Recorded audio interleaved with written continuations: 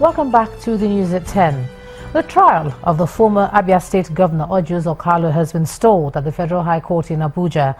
The presiding judge, Justice Angolu Chikere, says she cannot go on with the case when an aspect of the matter is still pending at the Supreme Court. Justice Chikere says she adjourned the case because the Economic and Financial Crimes Commission just served the former governor an amended charge to replace the 107-count charges brought against him in 2007. The 107 charges have been amended to 37, including alleged corruption and money laundering during his time as governor of Abia State. Mr. Okalu's trial is coming more than 8 years after he was first arraigned for misappropriation of state funds. More than 8 years after his first arraignment, Chief Ojus Okalu has returned to the Federal High Court following the judgment by the Supreme Court, which ruled that he must face trial. However, at the proceedings, counsel to Sloke Nigeria Limited, one of the defendants in the case, Chief Solomon Akuma, drew the attention of the court to the pending appeal by his client before the Supreme Court, which has not been heard. He informed the court that briefs in the appeal have been filed and exchanged, but no hearing date has been fixed for the appeal. He therefore asked for an adjournment to allow all parties to properly come before the court. The lawyers for the defendants also drew the attention of the court to an amended charge just served on them by the Economic and Financial Crimes Commission, saying there is a need for them to prepare adequately for the case. The charges against Chief Okalu bordered on money laundering and illegal diversion of public funds to the tune of 5.6 billion naira. The former chief executive of Abia State is alleged to have, amongst other offences, while being the governor of Abia State in 2003, procured Sloke Nigeria Limited to retain its account domiciled with the commercial bank in the sum of 200 million naira, and the sum formed part of the funds illegally derived from the treasury of Abia State government through another commercial bank. While counsel to the Economic and Financial Crimes Commission was not available to comment on the day's proceedings, this is what the defense had to say. There is one leg of that matter that is still subsisting at the Supreme Court, and we informed the Supreme Court that we are yet to get a date for the hearing and determination of that matter, and that it is proper that the matter be adjourned. Another development was that the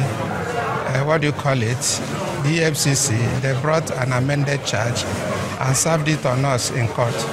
So even without that appeal, the matter couldn't have gone on because that new notice of appeal had not gone into the cause file because it was just filed this morning.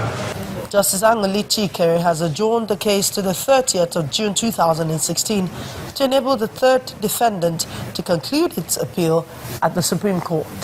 Amaka Okafo, Channels Television News.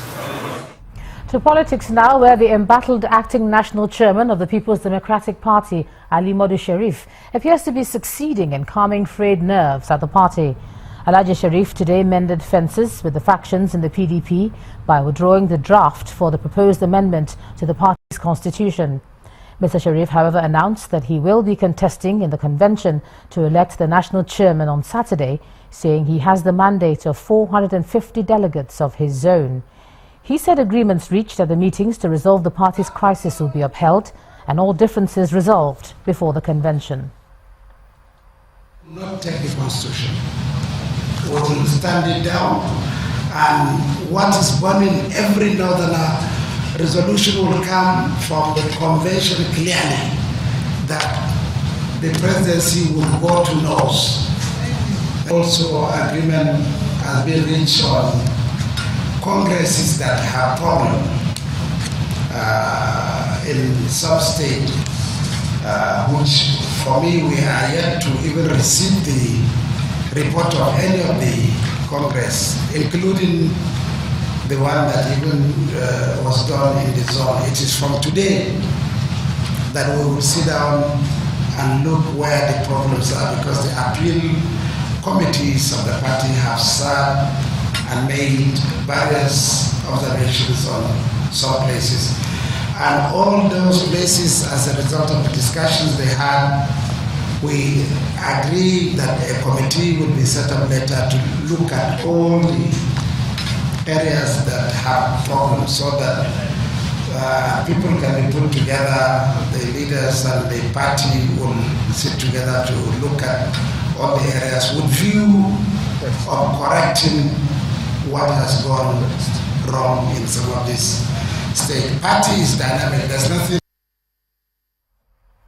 To security matters now, and Anambra State has tightened security around its territorial borders by including aerial police helicopter surveillance to seek out enclaves of herdsmen in and around the state. Governor Willie Obiano says 6 camps have been discovered along neighbouring borders, though there was no threat to the peace. He says the leaders of the Hausa Fulani community in the state have been instructed to visit the discovered blocks, determine the identities of the various groups, and inform them of the existing agreement between cattle herders and host communities in the state. The police surveillance helicopter hovering around communities along the borders of Anambra State.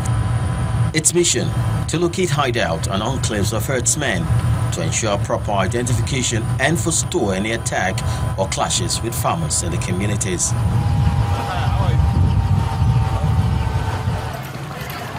The surveillance team visit Umumbo, one of the threatened communities in Ayamelum local government area of the state. State government had earlier fortified the area with heavy security presence following rumors of attack.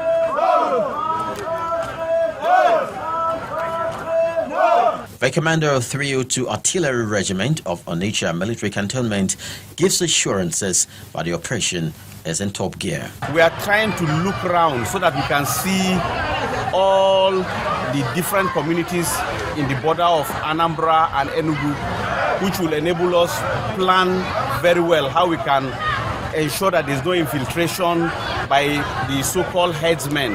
And while the state governor, Mr. Willie Obiano, and the commissioner of police have been speaking on the surveillance exercise. As we speak now, the helicopter is hovering around all our border, Kogi, Enugu, down to Abia State, and then to come back and hover around the major towns. This helicopter and the personnel inside the helicopter have equipments that can pick up people committing crime on the ground.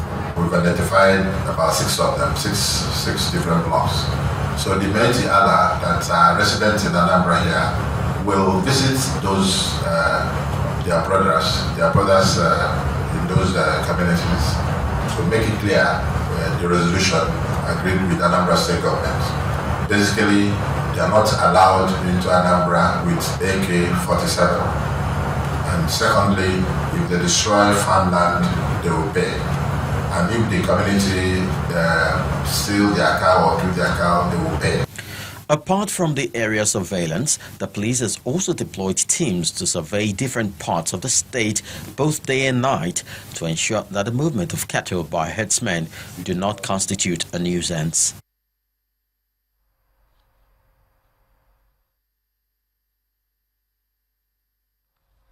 From there, let's take a look at some business news for the day. Here's Melinda Akinlami. You first. First Bank.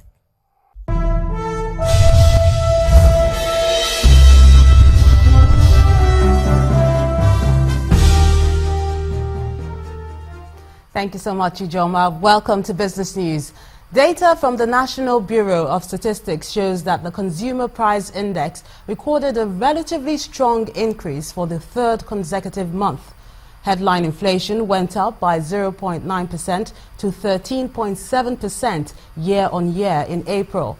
The higher rate was reflected across all divisions, from the food index, which is at 13.2%, up from 0.4% in March, to the urban index, it's at 15.1% from 13.5%, while the rural index went up by 0.7% to 12.8%. The federal government has announced plans to concession 4 major airports as part of efforts to secure the aviation sector and diversify the economy. The Minister of State for Aviation, Captain Hadi Sirika, has told the gathering in Abuja that members of the organized private sector will be given an opportunity to manage the airports in Lagos, Abuja, Kano and Port Harcourt. The Minister of State for Petroleum says oil production has fallen by almost 40%. According to Dr. Ibe Kachuku, the country was producing 2.2 million barrels per day, but that figure has reduced due to attacks on facilities in the Niger Delta region.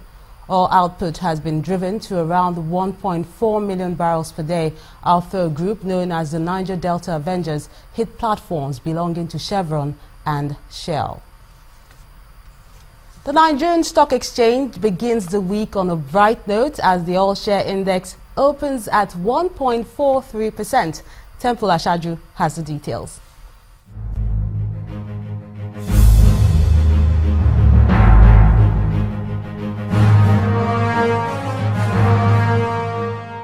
Thank you for joining in on this stock market report.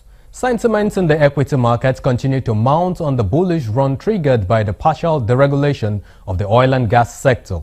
The benchmark index firmed up 1.43% to end the day at 26,818.77 after leapfrogging the capitalization to 9.22 trillion naira. The total volume traded came in at 320.99 million for a value of 2.1 billion naira in 4,524 deals. In trades, Access Bank saw the highest transactions by over 48 million units and is trailed by UBA and Transco. With an impressive market breadth of 27 advances to 25 decliners, corn oil gains the most by 10.2%, while Owando and UBA ticked 10% and 9.4% each. Ironically, MRS from the oil and gas sector topped the decliners log with a 9.7% decline ahead of Capa Delbeto and Ikeja Hotel. And that's the stock market report. I'm Temple Ashaju.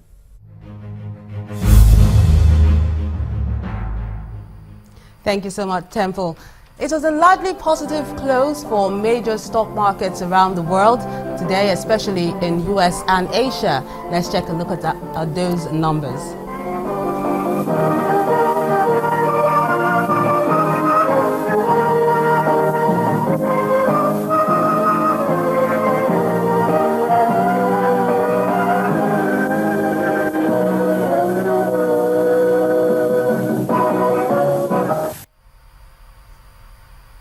That's Business News tonight. Thank you so much for watching. The news at 10 continues with Ijoma. You first. First Bank. Thanks a lot, Melinda. Nigeria's first Islamic bank institution, Jaiz Bank, has been granted license to operate as a national bank. The chairman of the board of directors of the bank, Alhaji Umar Abdul Muttalab, who spoke at a meeting in Abuja, says the bank plans to spread its branches across the 36 states of the Federation and the Federal Capital Territory in the next few months. Alhaji Abdul Muttalab announced a series of measures taken by the bank, especially through its subsidiaries, in contributing their quota to the nation's development. Officials of Jaiz Bank at a meeting with the Sultan of Sokoto, His Eminence, Dr. Saad Abubakar. The meeting is aimed at fashioning out ways of making the bank function better in the days ahead. Part of the plan, according to the officials of the bank, is to improve on its services through its various arms. And with the feat just achieved, they promise a better deal for Nigerians willing to bank with them. It is with the greater pleasure that we announce to you, Your Eminence, that just last week, the Central Bank of Nigeria, the regulatory body for the financial institutions, granted us a national license, which means that we can now operate in all the different states of the Federation. What should Nigerians expect after the award of a national license granted to the bank? The acting managing director of the bank shed some light. We have all along been operating as a regional bank, restricted to only 2 regions of the country, the Northwest and the Northeast. We are not even allowed to even operate in the North Central zone, except Abuja, because that's our head office. Now with the national license, we can cover the whole country. We cover Lagos, which is the hub, the commercial hub of the country, which accounts for almost 50% of all businesses that are going on in this country. It's a tremendous opportunity for us. Responding, the Sultan of Sokoto applauds the management of the bank for a job well done over the years. He also assures of close collaboration with the bank. Achieving license to operate nationally is one.